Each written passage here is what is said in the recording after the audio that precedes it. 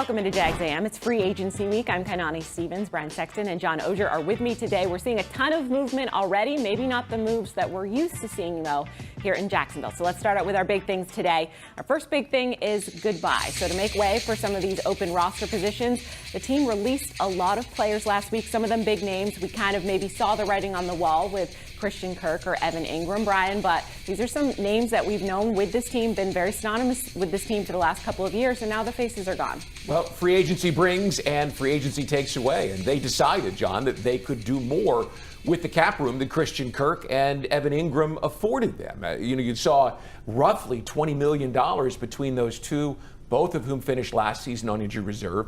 Kirk, who's missed 13 games in the last 2 years, and Engram didn't have a very good season to boot. So when you looked at it, coming in and sweeping things out anyway with the front office gave them the ability to do the same thing with some guys that we've come to know and appreciate. Yeah, look, it was a sad week last week because I think everybody in here loves covering Christian Kirk and Evan Engram, endear themselves to fans. But I think what Brian said in the middle there about the health of both players, at some point when you reach your 8th or 9th year, percentages are you're not going to get long-term healthier. And I think Christian Kirk, especially not finishing the last 2 seasons, and then with the high cap number, there's no doubt the Jaguars have been better and Trevor Lawrence has been better with him on the field. But when you're not on the field and new people are coming in, then business decisions have to get made, and a sentiment is taken out of it when the people coming in don't know you. So I think a lot of that played into it. Would I have made those 2 moves, considering the age of the player and the health, as much as I would have regretted it, I think you would have had to. Tough one all around for sure. Now, we do want to say hello to our 9 reported free agents that are going to be coming. Things will get finalized later in the week, John, but a lot of movement yesterday. What was kind of a trend that you were seeing? We're going to talk a little bit more about this later, but what were they focusing on? Yeah, when you've got 9 guys, it's kind of hard to pick one trend in the NFL because so many different positions. But I think, Brian, it was a functional day, meaning when you're in baseball or football, or basketball, say, you can change your roster with 1 or 2 players. In the NFL, you've got 22 guys, and you've got 53 you need. And when you're coming in and you're changing a regime, you can't change it just changing out one guy. So they brought in, I think they felt like they had to get lined up before the draft, meaning be able to have guys in the starting lineup. I think they felt like they needed guys who could start, who were functional. It wasn't a splash day, which thank goodness, because I've seen too many splash days around here where you look at the pool and it's empty. So I think it was a good day. I think it was a solid day, even if it wasn't a terribly exciting day. Well, when you work with words, what do you always say? Words are your work? Something like that. Something like that? Listen, functional was the first word that popped into my mind yesterday as I looked at that list. You're able now to line up, and the Jaguars clearly believe that they got better in the middle of the offensive line, which quite frankly, just hasn't been very good. They haven't been able to convert on 3rd and short in the last 2 years.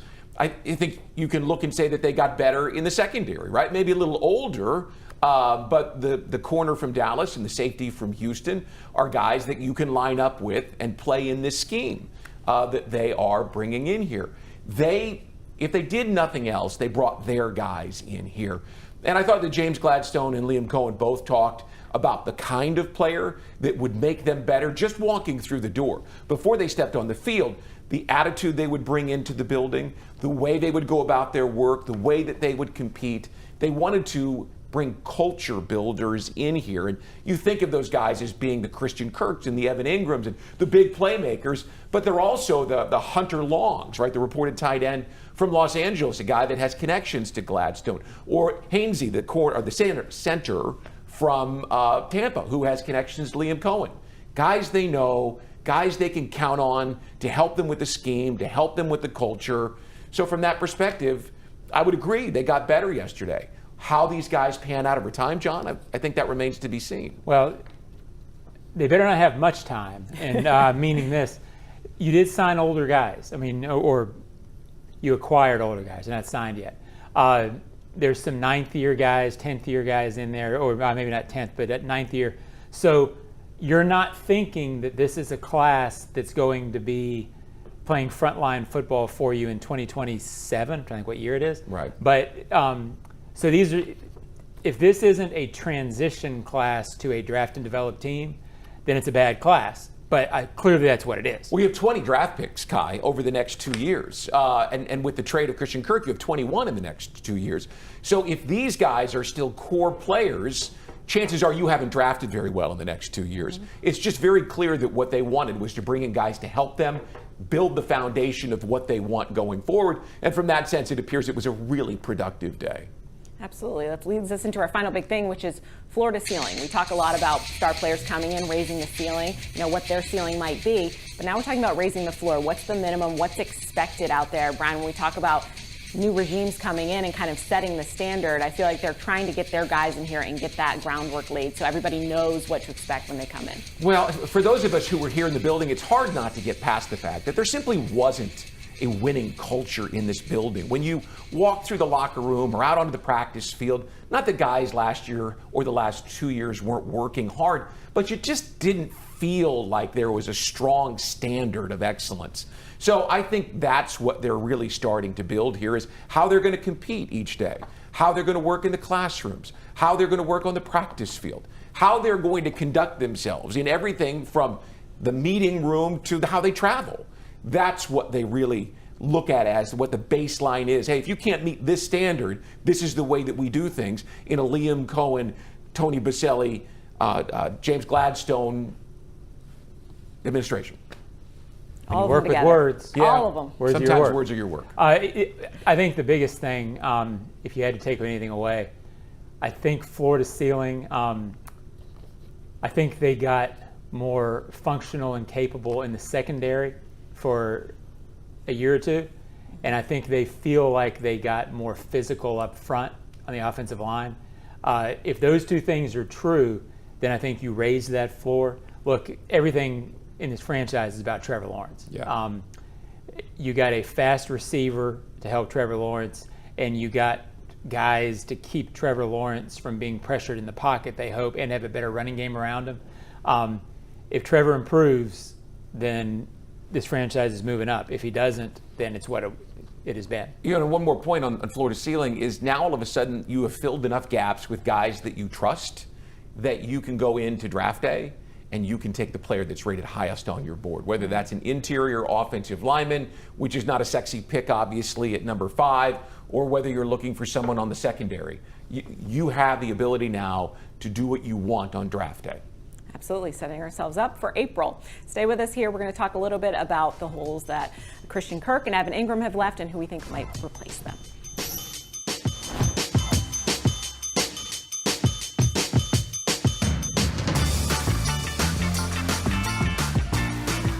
Floridians, do you know how close you are to freshness?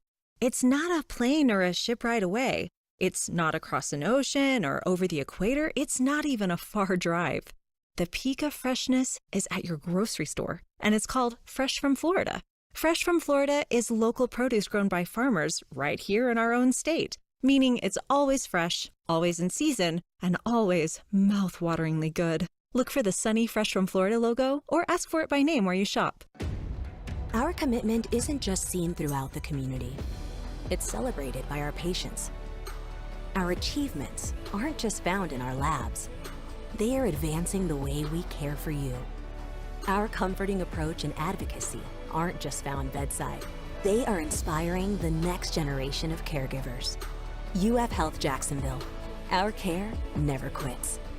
See how at ufhealthjax.org/neverquit. Sudeth is on the 20, the 10. Yes, another successful move to a new home. I tell you, folks, I've never seen a team more prepared than the Sudeth crew. With a dominating lead in training, trust, and efficiency, it's no wonder why Sudeth is the official moving company of the Jacksonville Jaguars. For the past 100 years, Sudeth has provided local, long-distance, and international moving services in Jags. While the Jags are moving the chains on game day, Sudeth is helping you on moving day. Visit Sudeth.com/Jags for a guaranteed quote. We welcome you back into Jags AM, an eventful week. Last week, eventful as well, as we talked a little bit about some of the outgoing names, obviously synonymous with this team. Evan Engram, Christian Kirk, a lot of us here in the building very fond of both of those guys.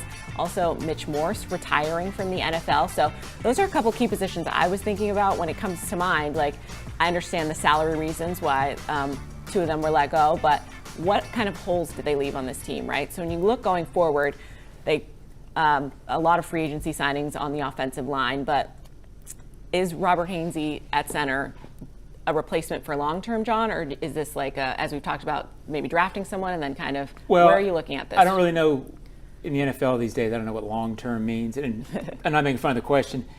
It's hard to say he's long-term, but I do think they feel like, from a power blocking, from a run blocking, from a physicality, tone setting point of view, I think they would have been fine with Morse coming back, but I don't necessarily think that it was a soul-crushing event when he informed them that he wasn't. Not anything a knock on him, but it enabled them to change two spots rather than just one. And didn't it feel like you needed some sort of tone change? I don't necessarily know that Hainsey's that much better than Morse, but he's different in the sense that he's a physical, he's a brawling kind of guy. And Mekhar the same sort of way. They feel like they're going to be better in the run game, short yardage. So I think that's probably the biggest storyline in terms of switching. I think you switched tone of the offensive line very much.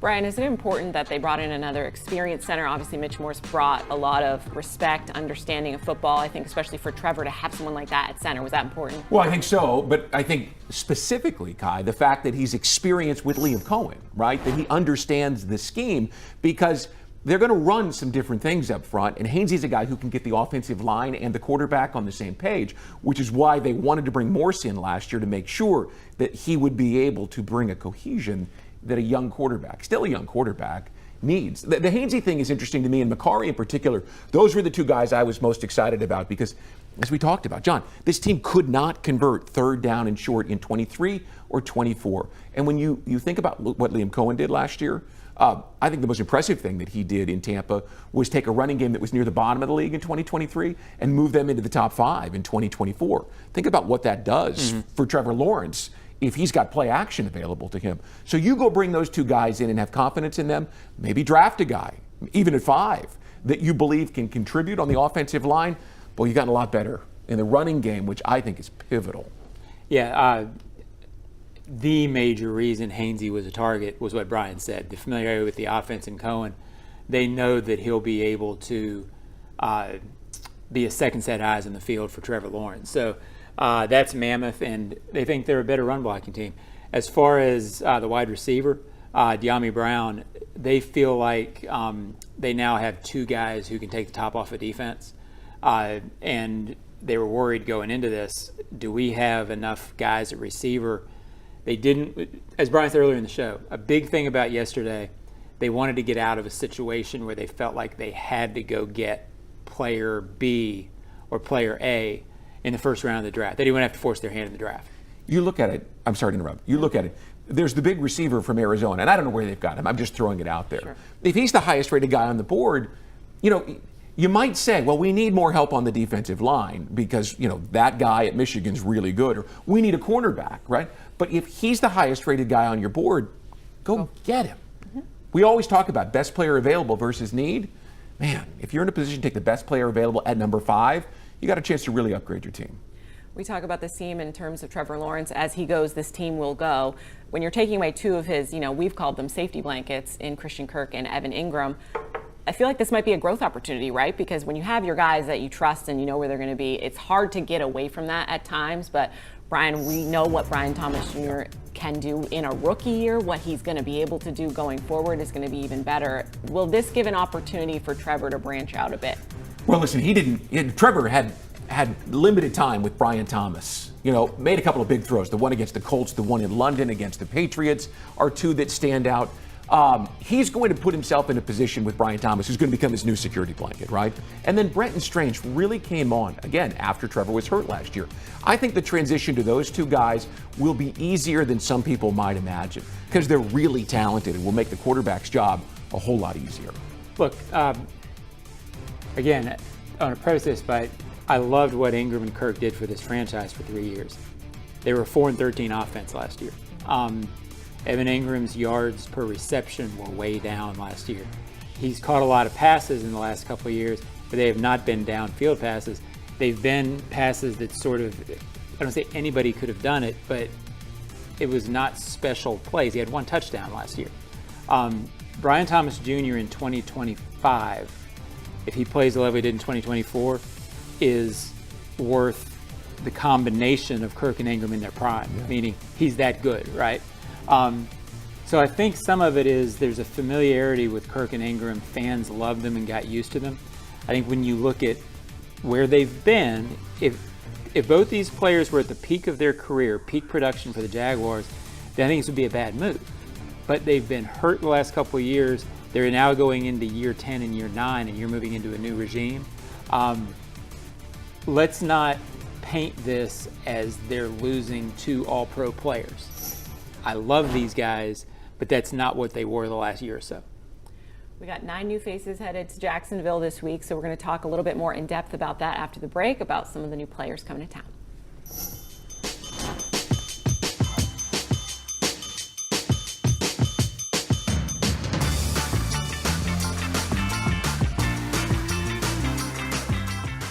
Frank Frangie here. When you want barbecue in Jacksonville, you want Bono's Pit Barbecue. You can find Bono's locations all around town and on game day at Everbank Stadium, because Bono's is the official barbecue of the Jacksonville Jaguars. Over 70 years of authentic Southern Pit Barbecue.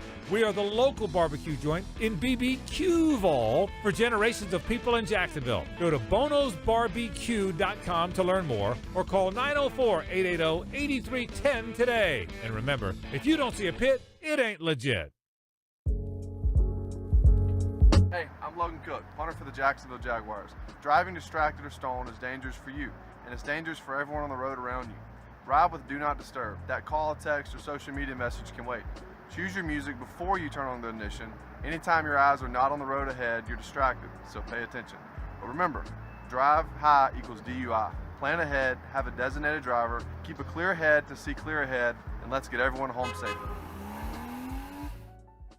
Jags fans, here's your chance to score a trip to Green Bay for round 1 of draft night. Through the Everbank Draft Night Experience Sweepstakes, one lucky winner and a guest will be there live and in person to see the Jaguars make their first pick. To enter, visit everbank.com/draft by April 4th. That's everbank.com/draft. No purchase necessary to enter or win. Open to legal residents of the 50 United States and D.C. 18 and older. Entry period from 3/3/25 to 4/4/25. For official rules, prize description, odds of winning, and other details, visit everbank.com/draft. Sponsor and administrator, Everbank N.A. Move the freight, move the freight. Magellan Transport voted the coolest office space in Jacksonville. You can apply online at magellanlogistics.com.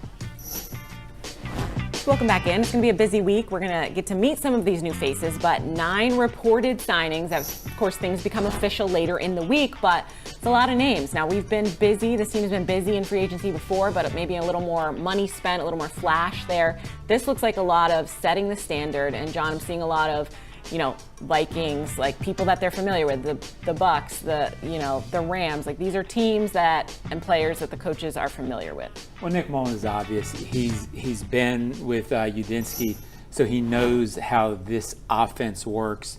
You want that guy in the room with Trevor, because when they're looking at film, Mullins can presumably just say, hey, well, that's what you do on this play, and let's move on. You're not having to Google it, right? Mm-hmm. So, overall, that was a huge theme for some of them. I think it's important to note that Hainsey, with the Bucks, started at center in 22 and 23 for them. Did not start this past year because they drafted a guy number 26 overall. But he has versatility as well as the ability to start at center.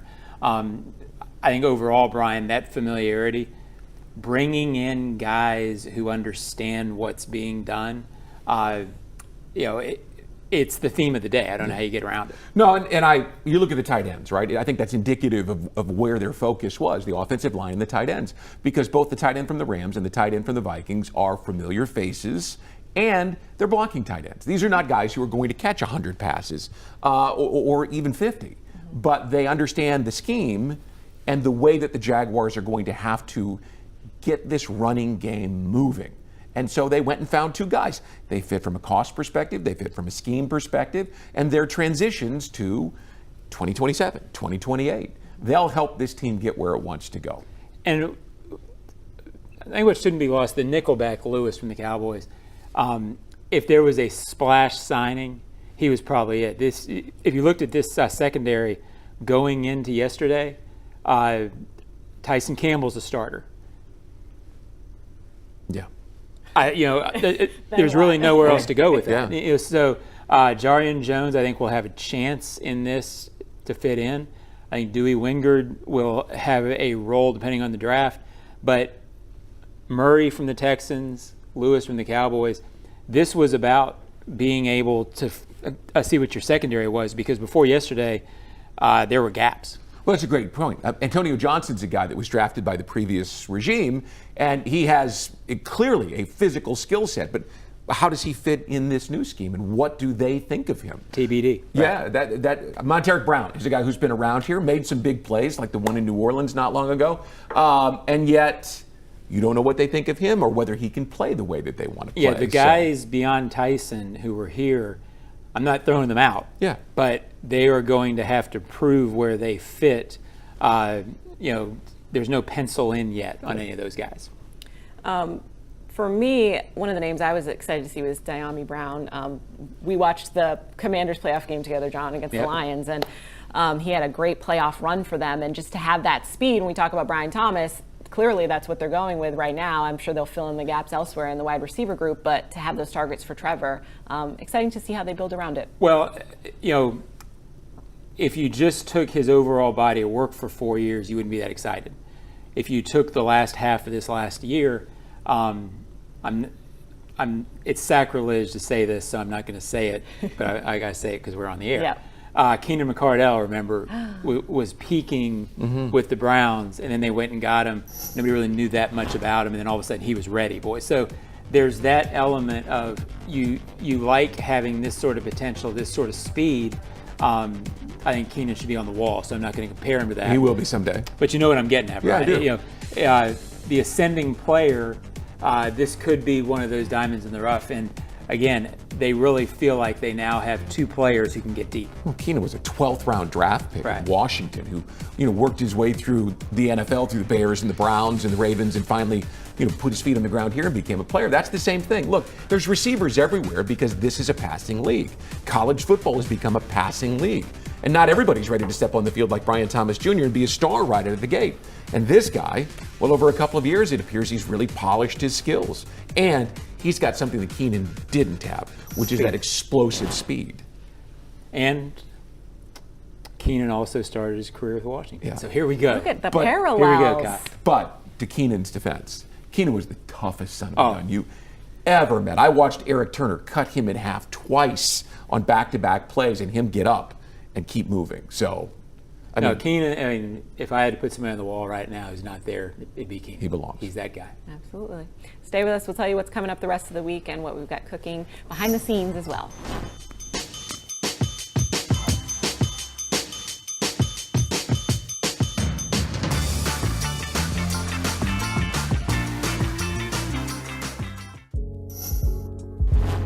Hey, I'm Logan Cook, punter for the Jacksonville Jaguars. Driving distracted or stolen is dangerous for you, and it's dangerous for everyone on the road around you. Ride with Do Not Disturb. That call, text, or social media message can wait. Choose your music before you turn on the ignition. Anytime your eyes are not on the road ahead, you're distracted, so pay attention. But remember, drive high equals DUI. Plan ahead, have a designated driver, keep a clear head to see clear ahead, and let's get everyone home safely. Can you imagine rising for work before the crack of dawn? Tending to hundreds of acres of land before dusk? Well, that's what happens on 47,000 Florida farms every day. Florida's farmers work hard to grow nutritious food for you and your family. And you can help support them by enjoying delicious Fresh from Florida produce. Look for the sunny Fresh from Florida logo where you shop, or visit freshfromflorida.com to learn more. You've been putting back a few, and a few becomes a few too many.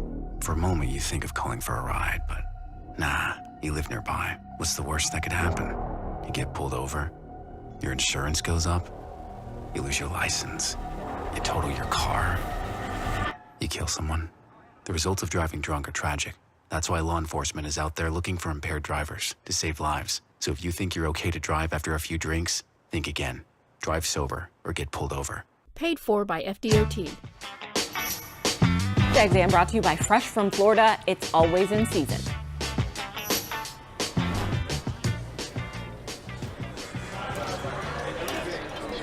The other thing, if you read some of the stuff from yesterday, get on the age. Yeah. Shot taking a chance, looking forward to innovation, but no safety. Basically saying, it's a big upside, but it's like no parachute. It's basically what their article is saying. So hey, one of the trademarks of our leadership group is that when there's an opportunity to be bold, we won't flinch.